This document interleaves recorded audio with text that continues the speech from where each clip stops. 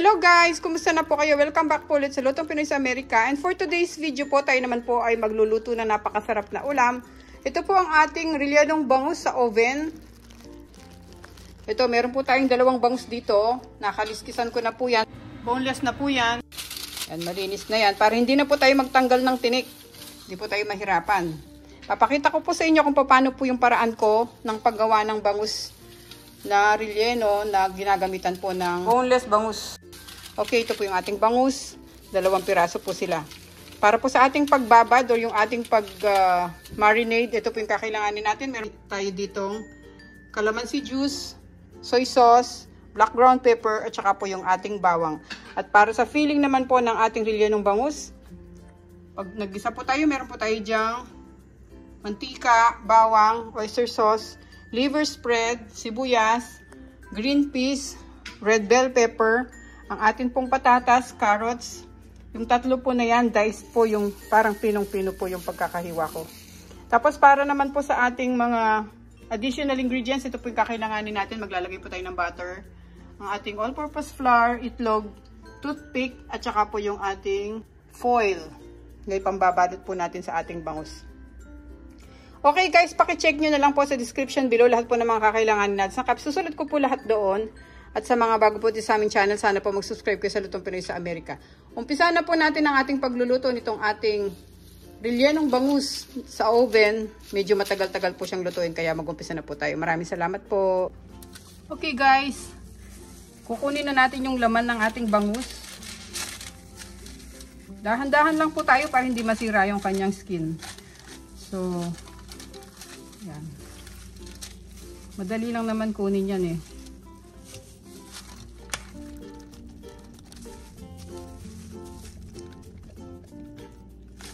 Tulak lang natin sa kutsara, tapos lagay natin dito sa bowl.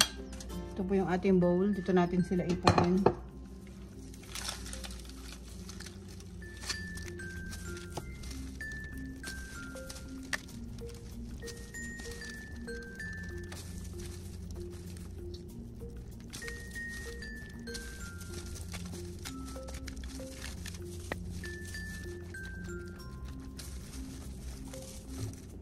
Ito guys, natapos na natin yung isa.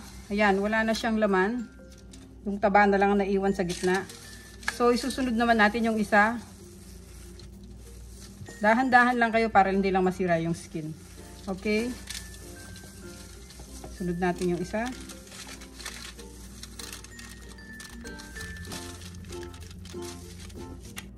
Okay guys, ngayon natapos na natin yung dalawang bangus.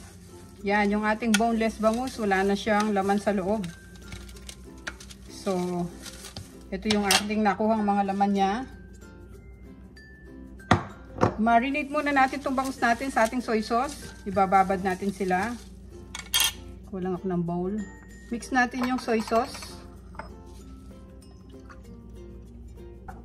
Calamansi juice. Ating bawang. Black ground pepper. Nailagay ko lahat yung black ground pepper guys, kaya hindi tayo maglalagay mamaya.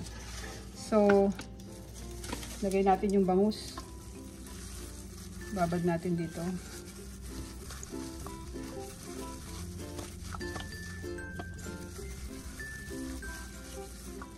Siguraduhin natin na hanggang loob or dun sa kanyang katawan, malagyan siya lahat ng soy sauce.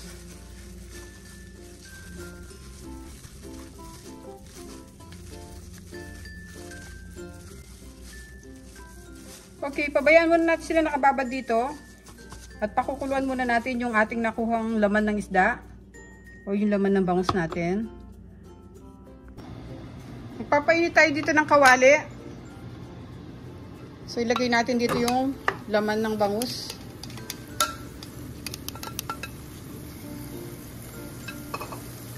Lagyan natin ng konting asin. Para may lasa na siya. At maglagay tayo ng mga 2 kutsarang tubig.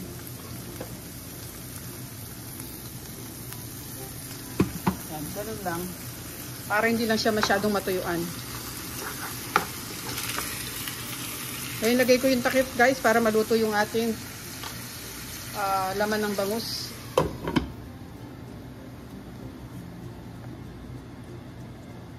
Ayan guys, kumukulo na siya. Paminsan-minsan haluin natin para hindi dumikit sa ilalim.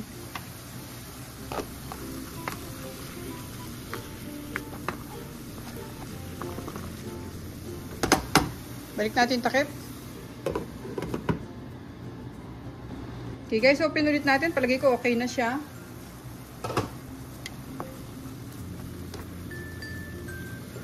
Yan, luto na yung bangus natin. So, pwede na natin off yung stove para pwede na tayong maggisa. Kagandahan lang nito, hindi na tayo magtatanggal ng tinik dahil boneless yung ating gamit na bangus. Off natin yung stove guys. Bago tayo maggisa guys, kunin muna natin yung ating bangus na binabad sa marinade. Lagay natin dito sa kabilang bowl kasi gagamitin natin yung sauce nito.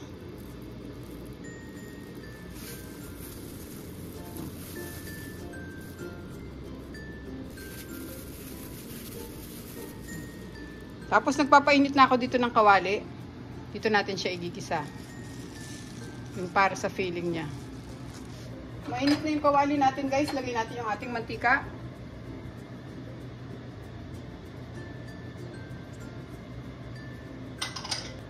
Ngayon sunod natin yung ating bawang.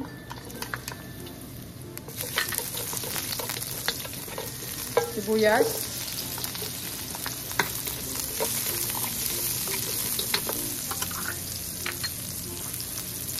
Lagay na natin yung patatas.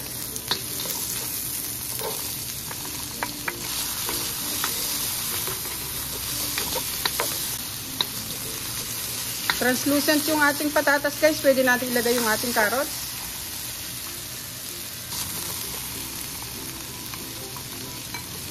At sunod ko na rin yung ating red bell pepper. Haluin muna natin.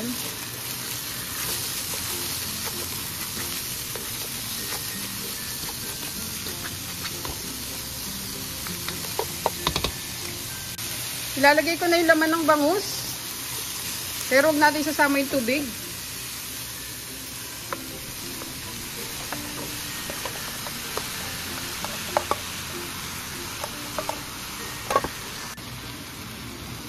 Mix natin.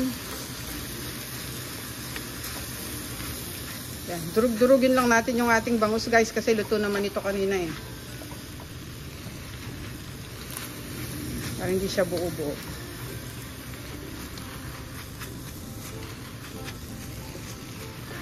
Then, pwede ko nang ibuhos yung ating sauce na pinagbabaran kanina.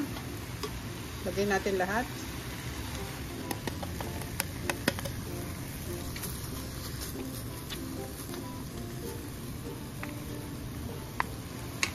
Lagay na natin yung ating liver spread.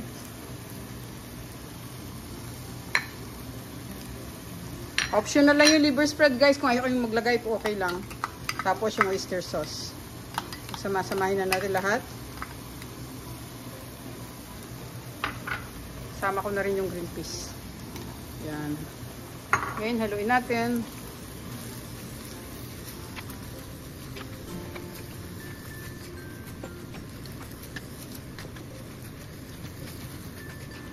Yan. Pag nahalo na natin mabuti, pwede na natin siyang takpan. Yan lang natin siyang kumukulo.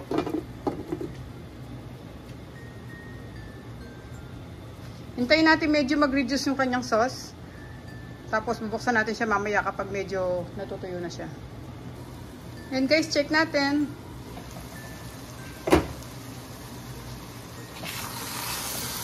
Yan. Tingnan din natin kung luto na yung mga gulay. May konti pa siyang sauce.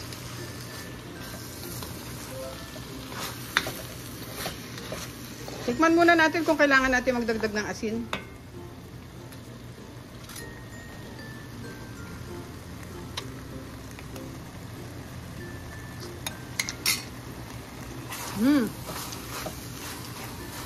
Pakasarap niya guys.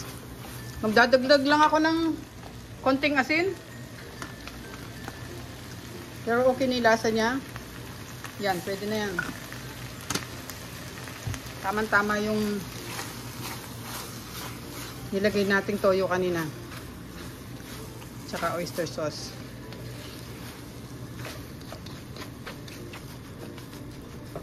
Perfect na yung lasa niya guys. So, Konting pakulo na lang kasi kailangan nating palambutin pa ng konti yung patatas. Medyo matigas pa yung patatas natin. Hayaan lang natin siya, hinaan natin yung apoy. Lagay ko ulit yung takip.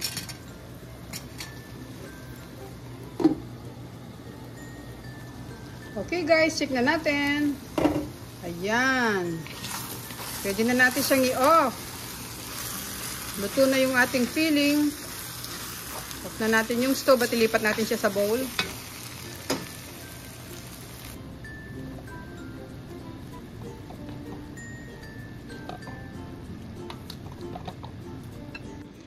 Okay, ito na po yung ating filling. Medyo palamigin lang po natin siya ng konti tapos lalagyan po natin siya ng itlog. Okay, mga 10 minutes lang po. Pwede na po yan. Okay guys, ito na po yung palaman natin. After 10 minutes, okay na. Pwede na natin lagyan ng itlog.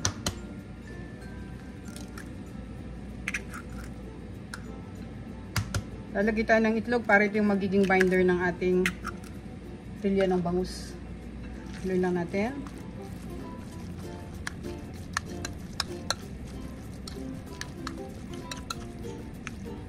Ngayon po, na-mix na natin na maayos itong ating palaman. Kunin natin yung bangus.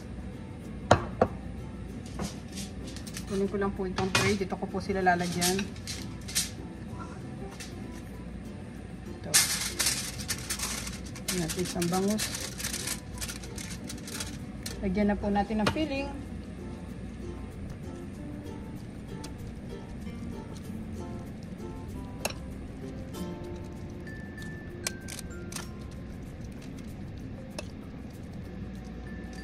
Yan. Tapos i-fold natin siya. Tignan nyo gagawin ko.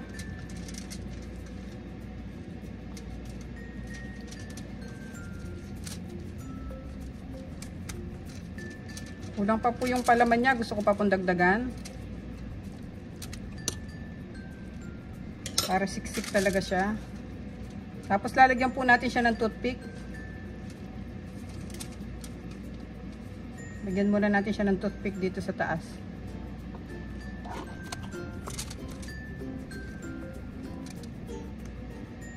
Mamaya guys, pag naluto siya, huwag natin kalimutan tanggalin yung toothpick niya, no?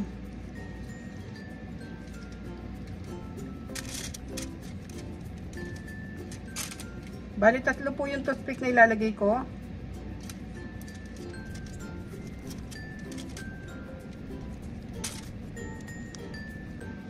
Yan.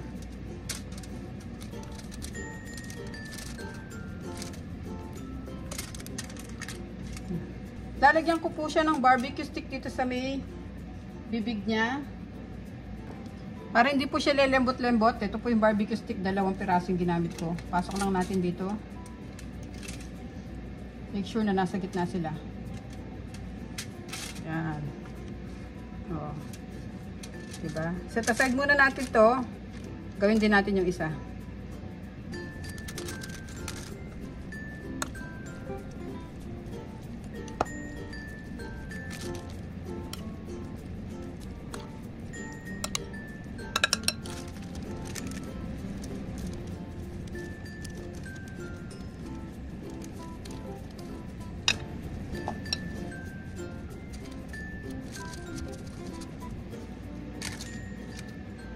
Okay guys, ito na po yung ating bangus.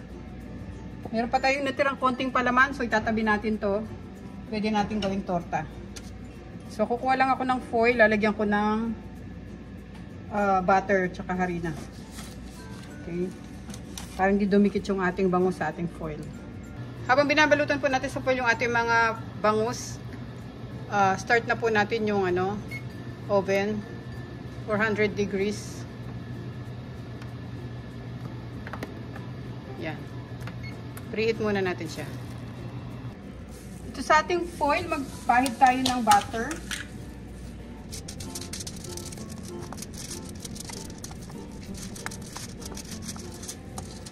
Yan. Tabi muna natin tong may butter na foil. Kukuha lang ako sa foil.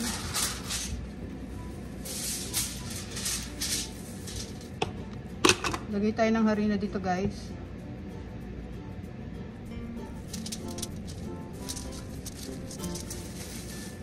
Kunin natin yung bangus. Lagyan natin ng harina.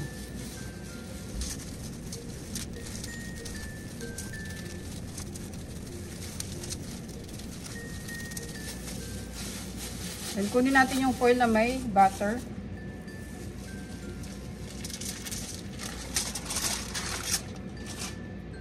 Lagay ko dito yung bangus. Iwasan lang natin lumabas yung kanyang palaman. Pwede natin siya itulak. Hindi naman lalabas yun kung ano. Yan. Tapos balutin natin, guys.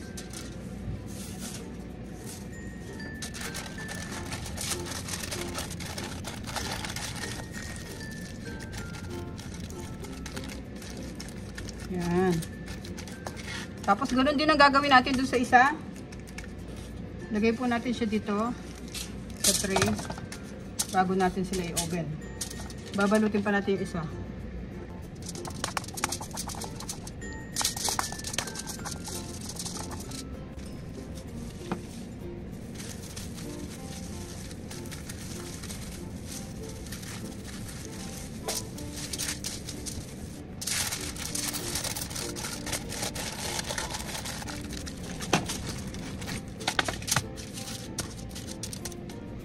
Okay guys, ito na po yung ating bangus. Lalagyan na po natin sila sa oven. Hintayin lang natin ma-preheat. Okay, mainit na yung oven natin. Open natin.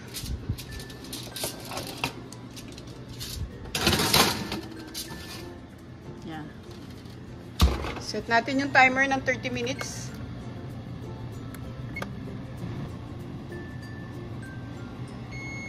Okay guys, tapos na yung 30 minutes. Off natin yung timer. Check muna natin sila, tapos ilabas natin sila. Kasi open natin yung foil.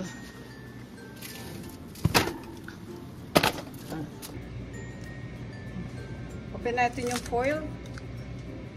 Tapos ibalik natin sila sa oven para mag-dark yung taas nila. Mainit pa.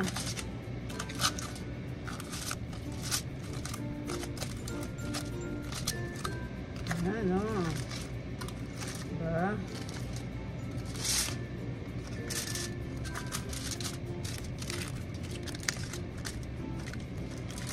Guys, hayaan lang natin sila naka-open ng ganyan. Ibabalik ko sa oven. Okay, balik po natin sila sa oven for 10 minutes.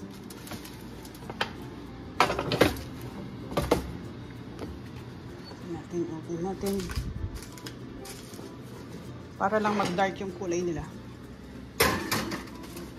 at mag-crispy yung top nila. Okay, so sara natin yung oven at set natin ulit ng 10 minutes.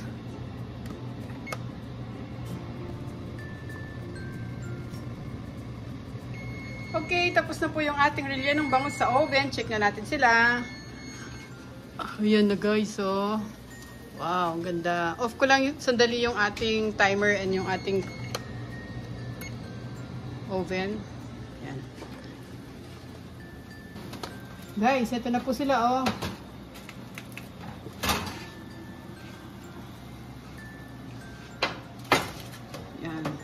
I-rest lang natin sila dyan. Pabayaan muna natin lumamig bago natin sila ilipat sa ating serving plate.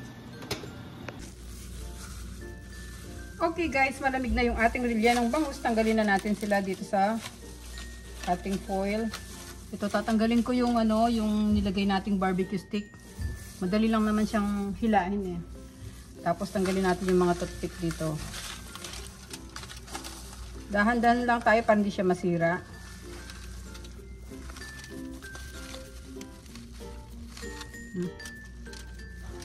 Tapos yung isa pa. Kasi baka makain ng bata guys ha. Tanggalin natin yung mga toothpick. Pag hinila nyo naman siya, sasama naman siya kaagad. Yan. Tapos, medyo nakadikit lang ito sa likod. Dahan-dahan lang kayo pagka tinanggal nyo. Ganyan no. Para hindi sila mabakbak. Yan. Inano ko na kanina. Hindi ako masyado nahirapan. So, ilagay natin sa ating chopping board at i-slice natin. Okay?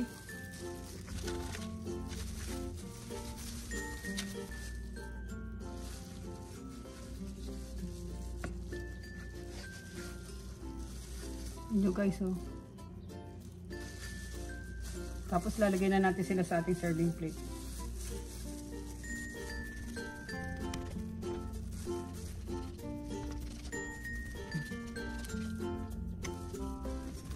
Okay guys, ito na po ang ating rilyanong bangus sa oven. Yan.